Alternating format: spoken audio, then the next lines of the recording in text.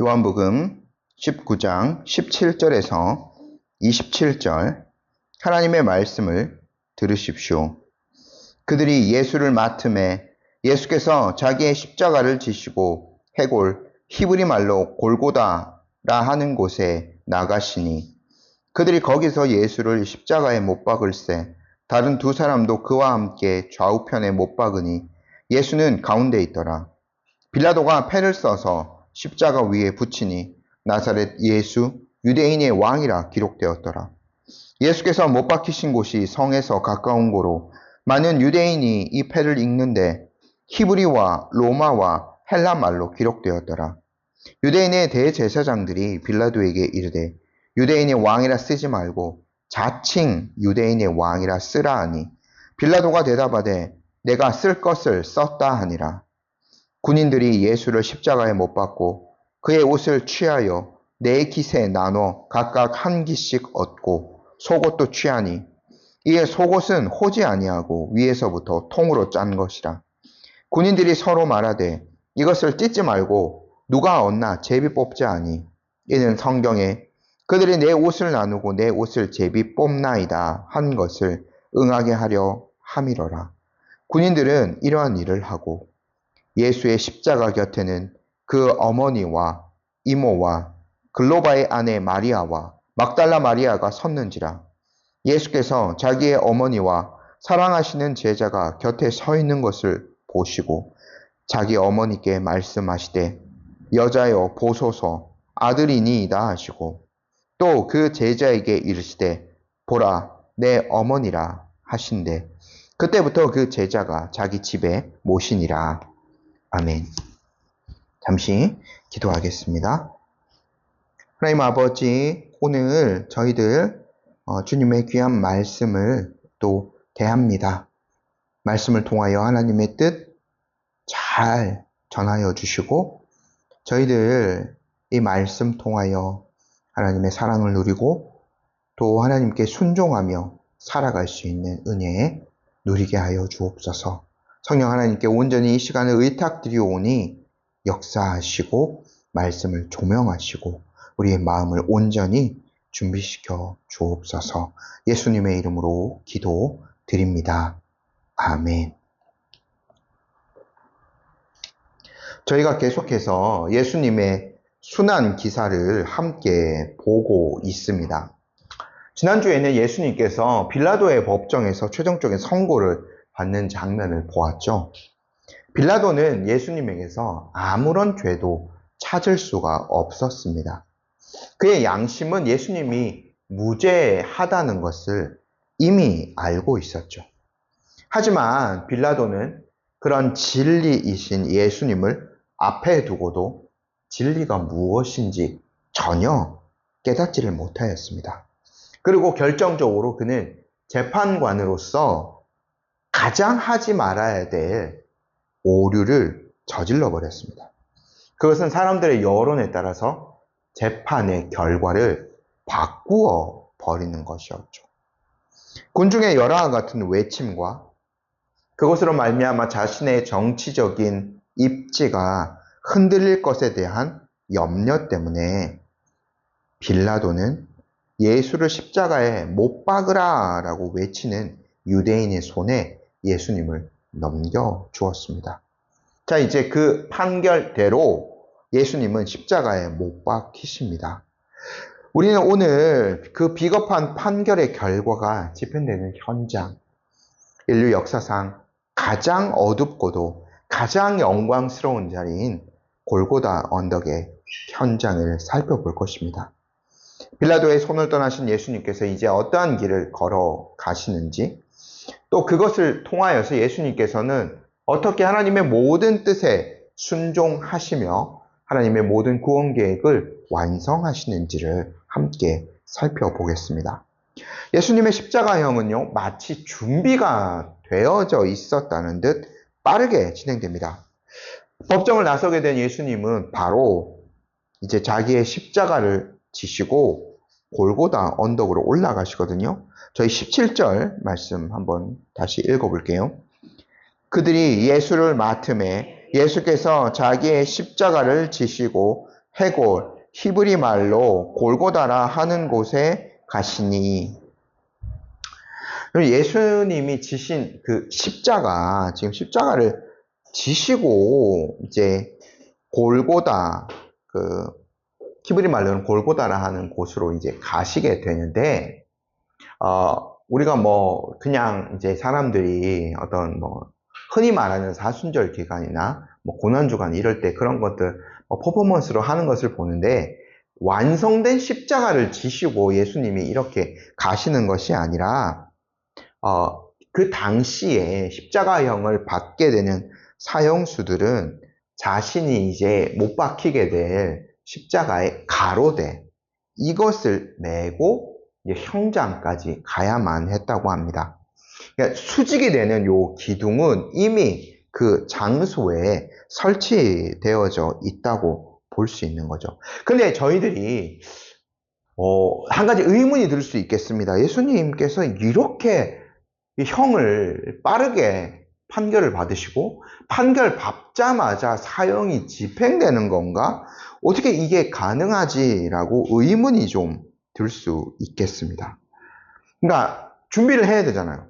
만약에 뭐 두 사람이 그날 사형 집행을 받게 되어져 있다라고 하면 갑자기 이제 준비가 안 돼서 한 사람을 빼고 예수님이 거기에 들어가고 뭐 이렇게 되는 것이 아니라 그 언덕에는 이미 세 사람이 이제 그 못 박히게 될 모든 것들이 준비되어져 있었다라는 거죠.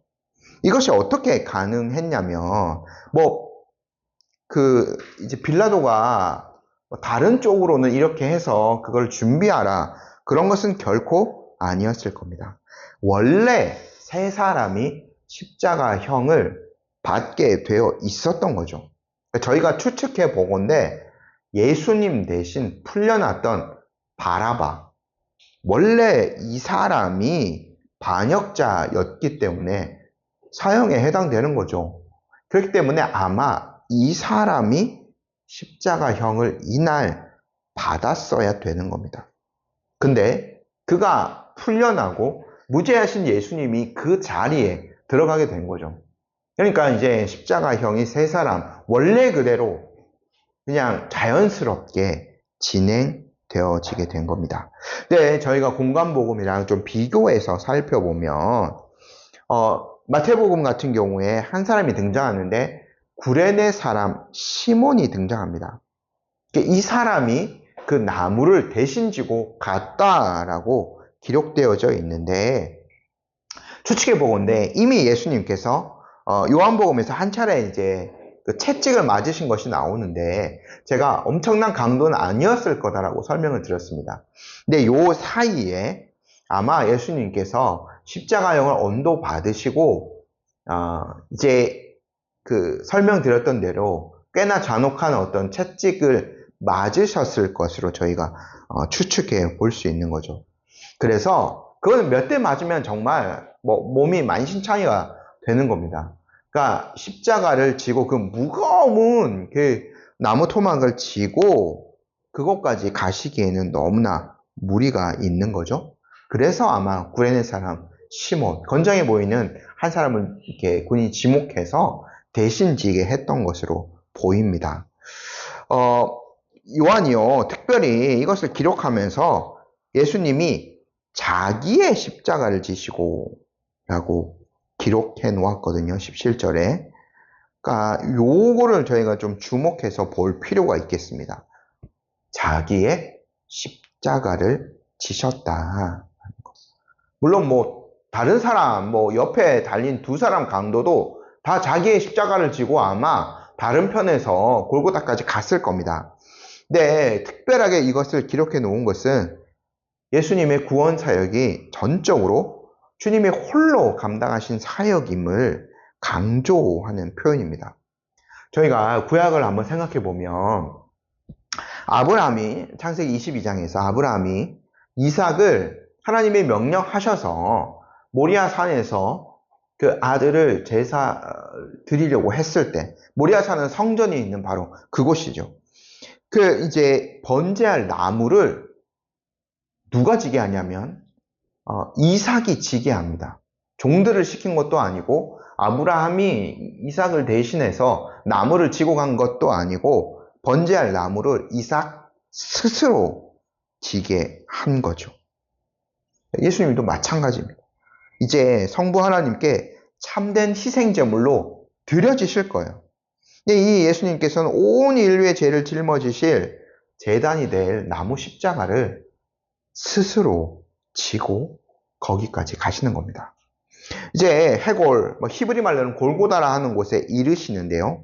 여기는 예루살렘 성 밖에 있는 장소입니다. 성문 밖에 있어요. 오늘 이제 그 십자가의 여러 장면들이 구약의 예언의 성취적인 측면들이 있는데요. 이것도 그것에 해당됩니다.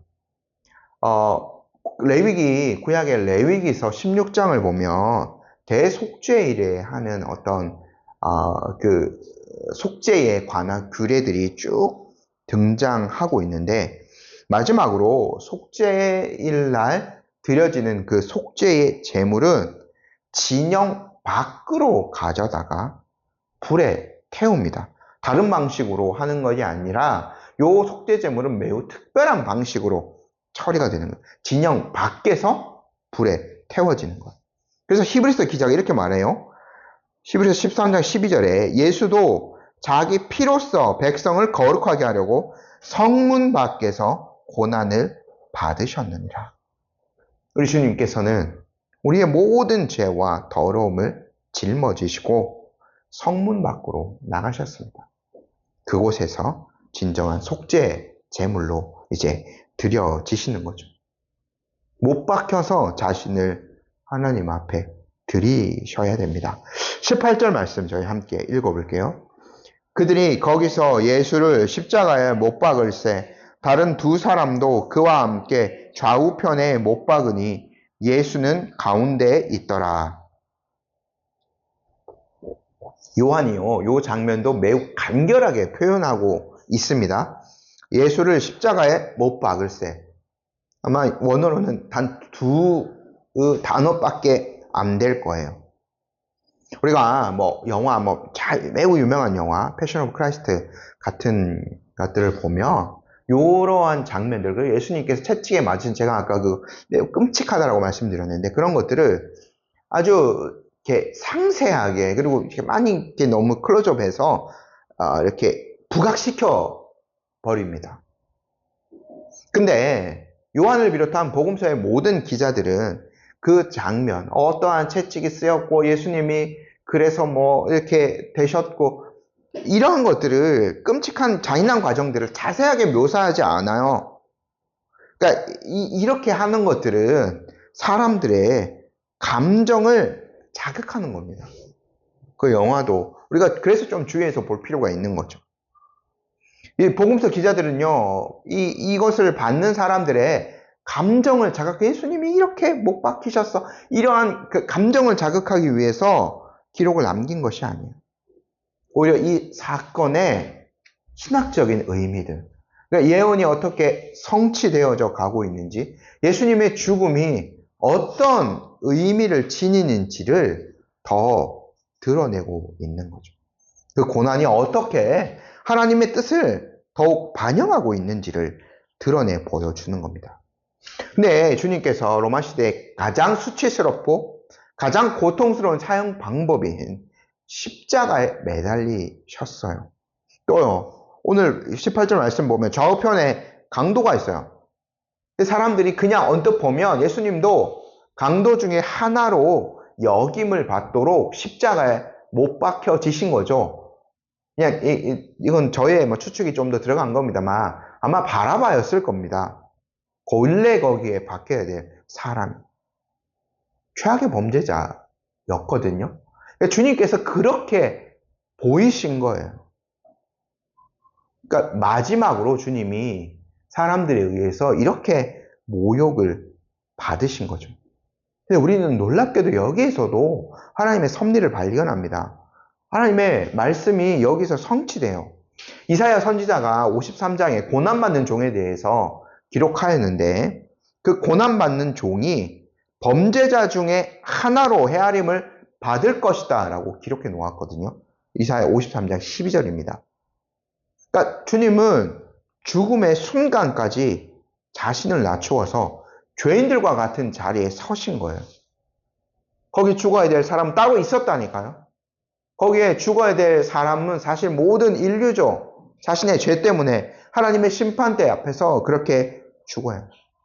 그럼 예수님께서는 자신을 낮추셔서 범죄자 중 하나로 헤아림을 받으시며 오히려 죄인들과 하나가 되셔서 대속의 죽음을 죽으신 거죠.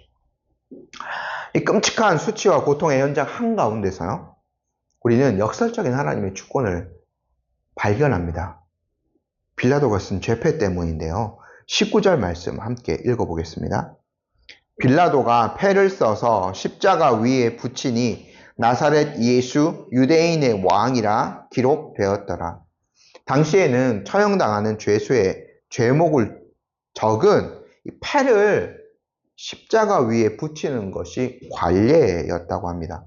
이거를 붙여야 사람들이 보고 저런 죄를 저지르면 십자가형을 받는구나. 저런 죄를 저지르면 로마 사람들에 의해서 꼼짝없이 그냥 죽는구나 라고 생각을 하는 거죠. 그러니까 범죄 예방을 위한 효과가 있기 때문에 죄의 패를 붙인 거예요. 근데 빌라도가 예수님에 대해서는 직접 죄패의 문구를 정했습니다. 예수님은 죄의 그런 죄목이 아니에요. 옆에는 뭐 무슨 강도, 무슨 짓 했다, 뭐 이런 것들을 적었겠죠. 근데 빌라도가 예수님에 대해서는 하나의 선언적인 죄패를 붙였어요. 나사렛 예수 유대인의 왕. 빌라도의 의도는 좀 선하지는 않았을 겁니다. 빌라도가 이제 오늘도 뭐 정리해서 말씀드렸던 대로 부당한 판결을 내렸어요. 자기도 알 겁니다. 근데 이거는 압박에 의한 거지 않습니까? 유대의 지도자들이 사람들을 선동해서 빌라도를 겁박하지 않았어요. 그래서 빌라도가 여론에 의해서 재판의 방향을 바꾸어 버린 거죠. 그들에게 너희들 한번 봐라. 그들에게 안갚음하고 그들을 조롱하고 싶었던 거예요. 이 죄패를 붙이면서. 너희가 그렇게 죽이기로 원했던 왕, 이 초라한 나사렛 출신의 목수를 한번 봐라. 이렇게 하고 싶었던 거죠. 좀 냉소적인 비꼬는 의미들이 담겨져 있었던 겁니다. 근데 이 빌라도의 선하지 않은 의도 뒤에는 선하신 하나님의 손길이 역사해요. 빌라도의 이 죄패를 통해서 빌라도는 자신도 모르는 사이에 온 세상을 향해 예수님의 정체성을 선포한 겁니다.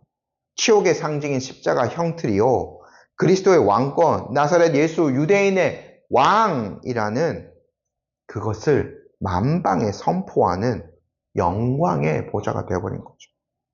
세 가지 언어를 통해서 선포되지 않았습니까? 20절 말씀 저희 함께 읽어볼게요.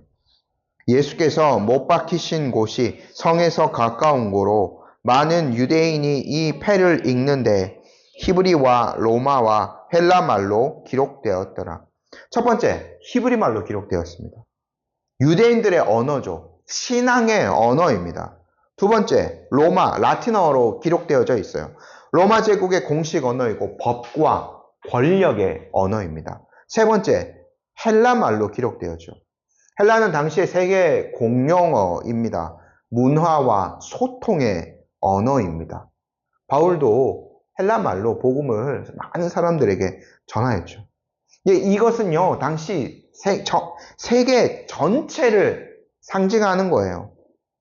십자가 위에서 예수님의 왕 되심은 특정 민족에게나 특정 지역에 국한되지 않고 온 세상을 향해, 모든 문화와 모든 민족을 향해 선포되어졌다. 많은 유대인이 이것을 보고, 특별히 대제사장들이 이 죄패를 보고 격분합니다. 그래서 항의하죠. 21절 말씀 함께 읽어보겠습니다. 유대인의 대제사장들이 빌라도에게 이르되 유대인의 왕이라 쓰지 말고 자칭 유대인의 왕이라 쓰라 하니, 그들은 자칭, 자기가 그것을 칭했다. 이렇게 이걸 넣고 싶었어요. 예수님께서 거짓되게 자신을 유대인의 왕이라 주장했다라고 만들고 싶었던 끝까지 예수님의 권위를 깎아내리고 싶었고 자신들의 책임을 회피하고 싶었던 거예요. 빌라도가 단호하게 거절해버립니다. 이 요구를요. 22절 읽어볼게요. 빌라도가 대답하되 내가 쓸 것을 썼다 아니라. 자꾸 선거식에 구는 유대인들의 요구를 이제는 더 이상 들어주지 않죠. 이 또한 하나님의 섭리입니다. 그리스도의 왕권이 결코 변개될 수 없는 영원한 진리임을 선포하는 말씀이 되었죠. 그 어떤 세상의 권력도 종교적인 반대도 사탄의 모든 회방도 십자가 위에서 확증된 우리 주님의 왕권을 결코 흔들거나 바꿀 수 없습니다. 다음 장면으로 한번 넘어가 볼까요? 여러분 십자가형이요. 고통과 수치를 가져다 주는데 가장 수치스러운 것 중에 하나가 또 뭐냐면 하나도 옷을 걸치지 않은 발가벗은 몸으로 그 형벌을 받아야 되기 때문이에요. 그래서 군인들은요. 예수님의 옷을 나눠 가질 수 있었어요. 23절 말씀 읽어볼게요. 군인들이 예수를 십자가에 못 박고 그의 옷을 취하여 네 깃에 나눠 각각 한 깃에 얻고 속옷도 취하니 이 속옷은 호지 아니하고 위에서부터 통으로 짠 것이라. 군인들은 겉옷을 넷으로 나눠 하나씩 한 조각씩 가져갑니다. 그렇게 아마 예수님의 옷이 만들어졌던 것으로 보여요. 근데 속옷은 천을 잇대어서 만든 것이 아니라 위에서부터 통으로 짠 것이었습니다. 당시에는 이것이 굉장히 좀 귀한 것이었다고 하더라고요. 그러니까 군인들은 이 속옷마저 이렇게 넷으로 나누면 가치가 떨어지는 거죠. 그래서 그것을 이제 한 사람에게 몰아주자 이러면서 제비를 뽑습니다. 24절 읽어볼게요. 군인들이 서로 말하되 이것을 찢지 말고 누가 얻나 제비 뽑자 하니 이는 성경에 그들이 내 옷을 나누고 내 옷을 제비 뽑나이다 한 것을 응하게 하려 함이러라. 군인들은 이런 일을 하고. 여러분 저희가 여기에서 인간 군상의 추악함을 다시 한번 절감할 수밖에 없어요. 십자가 위에서 하나님의 아들이 온 인류의 죄를 대속하여서 수치와 고통을 견디고 계세요. 근데 그 바로 십자가 아래에서는 그분의 소유물을 두고 제비 뽑기. 이거 사실 그냥 말하면 도박판 아닙니까? 딱 돌려가지고 누가 나오면 하나에 딱 다 가져버리고 나머지 3명은 다 꽝이 도박이죠. 이것을 하고 있어요. 가장 거룩한 것과 가장 추악한 죄가 지금 한 장면 안에 담겨져 있어요. 근데 요한이 기록했죠. 하나님의 주권적인 섭리를 증언합니다. 다윗이 약 1000년 전에 시편 22편에서 사실 자신의 고난을 노래하면서 시를 남겼죠. 제가 조금 더 확장해서 한번 읽어드릴게요. 16절에서 시편 22편 16절에서 18절까지 읽어드릴게요. 개들이 나를 애워쌌으며 악한 무리가 나를 둘러 내 수족을 찔렀나이다. 내가 내 모든 뼈를 셀 수 있나이다. 그들이 나를 주목하여 보고 내 겉옷을 나누며 속옷을 제비 뽑나이다. 이러한 시를 남겼거든요. 근데 자신의 마음의 토로와 함께 오실 메시아에 대한 예언의 기록으로 또 기록되어진 거예요. 요한의 증언대로 이 무지하고 탐욕스러운 로마 군인들의 손에 의해서 하나님의 말씀이 문자 그대로 성취되어지고 있습니다. 로마 군인들은 아주 작은 소유물에 눈이 팔려서 정신이 팔려가지고 자신들이 무슨 일을 하고 있는지도 몰랐죠. 그러나 그들의 사악한 행동조차도 하나님께서는 자신의 뜻을 이루고 예언을 성취하는 도구로 사용하셨습니다. 여러분 한번 보십시오. 십자가에서 일어난 모든 사건들은요, 그 어떤 것도 우연이 아니에요. 모든 것은 하나님의 정하신 때, 하나님 정하신 방법대로, 기록한 예언의 말씀대로 그대로 이루어지고 있죠. 이것이 놀라운 하나님의 섭리입니다. 그런데 그 십자가 아래에 탐욕스러운 군인들의 모습과는 극명하게 대조되는 한 무리의 사람들이 서 있었습니다. 25절 말씀 저희 함께 읽어볼게요. 예수의 십자가 곁에는 그 어머니와 이모와 글로바의 아내 마리아와 막달라 마리아가 섰는지라. 다른 제자들은 모두 흩어졌어. 하지만 연약한 여인들 몇 사람, 그리고 사랑받는 제자 요한이 예수님의 마지막 길을 지키고 있었습니다. 그들의 사랑은 죽음보다도 강했죠. 특히 그곳에 누가 있었냐면 예수님의 육신의 어머니 마리아가 있었습니다. 어떻게 보면 이것도 당연한 것이라고 볼 수 있습니다. 왜냐하면 마리아가 이것을 미리 알고 준비해서 온 것이 아니라 우리가 그 예수님의 초기 어떤 것들을 보면 철저하게 그 구약의 율법을 잘 준수하던 사람이었거든요. 그러니까 이 당시에도 아마 늙은 몸이었겠지만 6월절 절기에 맞춰서 예루살렘에서 성전에서 예배를 드리고 이렇게 순례하는 것은 매우 당연한 것이었다라고 보여지죠. 그런데 갑작스럽게 자신의 육신의 아들이 받을 형벌을 마주하게 된 거예요. 깜짝 놀랄 일이었겠죠.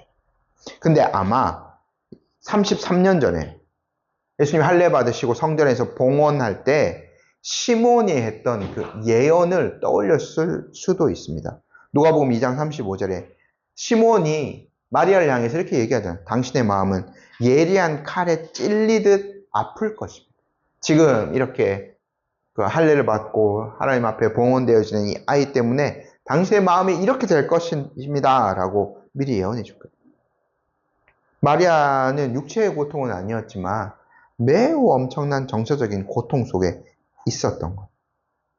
동시에 십자가상에서 예수님은 실제로 못에 찔려서 엄청난 육신적 고통을 느끼고 계시죠. 그 순간 예수님께서는 그 고통, 그것을 넘어 어머니를 바라보십니다. 그리고 그를 위한 마지막 배려를 남기는데요. 26절, 27절까지 저희 함께 한번 읽어볼게요.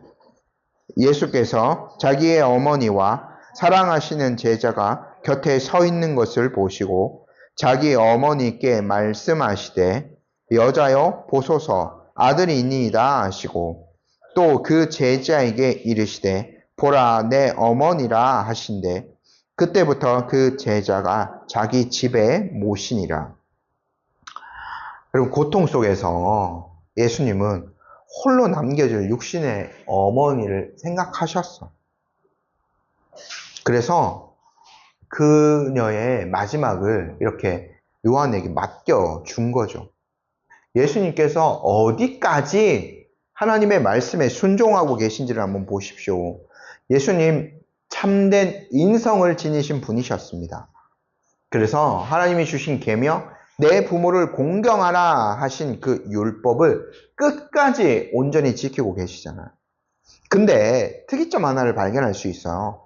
예수님께서는 마리아를요, 자신의 육신의 형제들에게 맡기시지 않았습니다. 사랑받는 제자인 요한에게 맡기셨어요. 요한이 기록한 것이기 때문에 자기 집에 요한이 모신 거죠. 이게 조금 의아할 수도 있습니다. 마태복음에요, 13장에 예수님의 육신의 형제 이름이 나오거든요. 야고보서를 쓴 야고보입니다. 야고보, 요셉, 시몬, 유다, 그 밑으로 아들만 넷이 더 있어요. 근데 이 사람들에게 맡기지 않으셨어요. 보통은 이렇게 돼야 되는 거죠. 그렇게 하시지 않으셨습니다. 왜냐하면 요한복음 7장을 저희가 다시 한번 생각해 보면 그들이 예수님을 믿지 않았기 때문에. 우리가 여기서 십자가에 또 놀라운 진리를 하나 발견하게 됩니다. 십자가를 통한 새로운 가족 관계 형성. 요한과 마리아가 혈연으로 연결된 것이 아닙니다. 실제 아들이 아니잖아요. 근데 믿음으로 이제는 어머니와 자식 관계로 이어지게 됐어요. 새로운 공동체가 탄생한 거죠. 새로운 가족 공동체가 탄생했습니다. 우리 이것을 교회라고 부릅니다. 예수님은 마리아에게 요한을 당신의 아들이라고 하셨죠. 요한에게는 마리아를 너의 어머니다 라고 하셨습니다. 이는 믿음 안에서 새롭게 세워지는 영적인 관계, 영적인 가족 관계가 혈육 관계보다 더 깊고 우선적임을 선포하신 것과 같습니다. 십자가, 하나님의 무한한 사랑이 드러난 장소이죠. 그곳에는 죄 용서가 있습니다. 예수님의 옆에 달렸던 강도 두 사람 중에 한 명이 그 사람조차 용서받을 수 있는 무한한 하나님의 사랑이 나타난 곳이 십자가입니다. 또한 십자가는 하나님의 사랑으로 맺어진 공동체가 탄생한 곳이기도 합니다. 하나님을 아버지라 모시고 예수 그리스도를 구주라고 고백하며 서로를 형제와 자매라 부르며 돌보는 새로운 사랑의 공동체가 바로 여기에서 시작되어진 겁니다. 네, 부가적으로 하나 더 드릴 말씀이 있습니다. 예수님께서 여러분, 우리가 요한복음을 기록한 이미 지금 80몇 번째이기 때문에 훨씬 전이기 때문에 기억이 안 나실 수도 있겠습니다만 예수님이 요한복음 2장에서 공생애를 시작하시면서 첫 이적을 일으킨 장소가 갈릴리 가나였죠. 그곳에서 마리아를 여자여라고 불렀습니다. 공생의 마지막에도 26절에 보면 어머니를 여자여라고 부르고 있죠. 근데 제가 이 장을 아마 설교할 때도 그렇게 말씀드린 것 같은데 이게 이제 무리한 표현이 아니라 당대의 존경의 의미를 담아서 사용하던 표현이었다라고 말씀드렸습니다. 근데 예수님께서 이렇게 마리아를 3인칭 당신이라고 하지 않고 여자여라고 부르신 것은 어떻게 보면 그 마리아에게 특별한 의미를 부여하지 말라는 뜻이 담겨 있기도 합니다. 예수님은 그녀의 단순한 육신적인 아들이 아닙니다. 이제는 구원 관계 안으로, 그리스도와 새로운 관계 안으로 그 마리아를 초대하신 거예요. 마리아 또한 구원의 은혜가 필요한 자입니다. 그의 공동체의 돌봄이 필요한 자예요. 그래서 요한에 의해서 돌봄을 받은 거죠. 교회의 공동체 일원이 된 거예요. 특별할 것이 없다. 자, 성도 여러분, 오늘 우리가 골고다 언덕에서 일어난 인류 역사상 가장 위대한 사건을 함께 살펴보았습니다. 세상에 보기에는 가장 수치스럽고 비참한 죽음의 현장이었습니다. 하지만 그곳은 하나님의 주권과 사랑이 가장 완벽하게 드러난 영광의 장소였습니다. 하나님은 빌라도를 통해서 비록 선하지 않은 의도였지만 예수님의 왕권을 온 세상에 선포하셨죠. 나사렛 예수 유대인의 왕. 온 세상에 이 진리가 선포되었습니다. 예수님의 왕권이 선포되었어요. 두 번째, 십자가상에서는 하나님의 섭리가 완전하게 성취되었죠. 군인들이 탐욕스럽게 옷을 나누고 제비를 뽑는 그 행위조차도 기록된 말씀의 성취였어요. 하나님께서는 인간의 죄악과 무지함까지도 당신의 구원을 이루는 도구로 사용하신다는 것을 보았습니다. 십자가에서 일어난 모든 사건은 하나님이 정하신 뜻의 성취였죠. 세 번째, 십자가는 구원의 장소이자 새로운 가족 공동체인 교회가 탄생한 곳이기도 합니다. 십자가에서 하나님의 무한한 사랑이 드러났고 그 사랑이 믿음으로 구원받는 백성들을 이어주고 있다는 것을 우리가 확인해 보았습니다. 죽음보다 강한 결속력으로 그들을 묶어주죠. 그래서 십자가는 결코 저주와 실패의 상징이 아닙니다. 십자가는 하나님의 아들이 우리를 위해 목숨까지 내어주신 사랑이 확증된 장소였습니다. 하나님의 아들이 죄와 사망의 권세를 멸하신 승리의 장소이기도 합니다. 또한 십자가는 저와 여러분이 한 가족으로 부름받은 교제의 장소이기도 합니다. 이 한 주를 살 때에 십자가에 달리신 우리의 왕을 더욱더 깊이 묵상합시다. 그분이 우리를 위해 당하신 수치와 고난을 함께 기억합시다. 그것에 더욱 충분히 감사하며 살아갑시다. 그리고 그 십자가의 보혈로 맺어진 우리 교회 지체들을 나의 참된 가족으로 여기며 더욱 뜨겁게 섬기며 사랑하며 살아갑시다. 아멘.